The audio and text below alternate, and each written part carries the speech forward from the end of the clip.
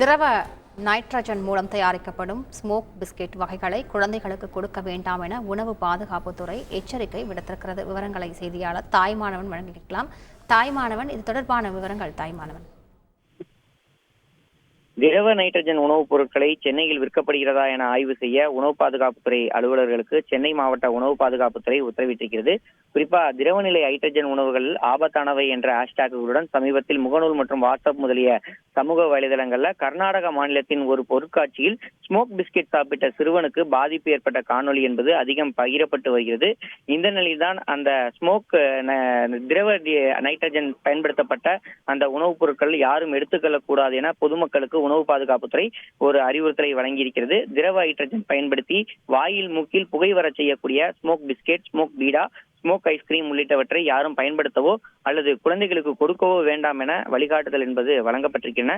திரவ நைட்ரஜன் கலந்த பொருட்கள் எடுத்துக்கொள்வது உடலுக்கு தீங்கு விளைவிக்கும் எனவும் சென்னையில் சட்டவிரோதமாக எங்கேனும் விற்பனை செய்யப்படுகிறதா என்பதனை ஆய்வு செய்ய உணவு பாதுகாப்புத்துறை அலுவலர்களுக்கு உத்தரவிட்டுள்ளதாக அத்துறையினர் தெரிவித்திருக்கிறார்கள்.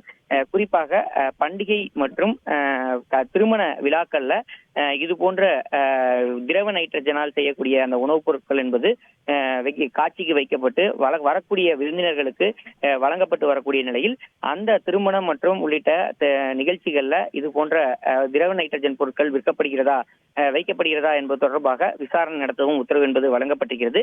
குறிப்பா அந்த திரவ நைட்ரஜனை உயிருள்ள திசுக்களுடன் தொடர்பு கொள்ளும் போது கடுமையான உறைபனியை ஏற்படுத்தும் விதமாக இருப்பதாகவும் இதனால் உடல் முழுமையாக குளிர்ச்சி அடையக்கூடிய ஒரு சூழல் இருப்பதாகவும் திரவ நைட்ரஜனை குடிப்பதால் திசுக்கள் உறைந்து இரைப்பை குழாயை சிதைக்கக்கூடிய ஒரு நிகழ்வு என்பது நடைபெறும் எனவும் எனவே அது உயிருக்கே ஆபத்தாகக்கூடிய ஒரு சூழலும் ஏற்படலாம் எனவும் உணவு பாதுகாப்புத்துறை எச்சரிக்கை விடுத்திருக்கிறது. அந்த வகையில் திரவ நைட்ரஜனால் செய்யக்கூடிய பொருட்களை யாரும் உண்ண வேண்டாம் என வழிகாட்டுதல் வழங்கப்பட்டிருக்கிறது.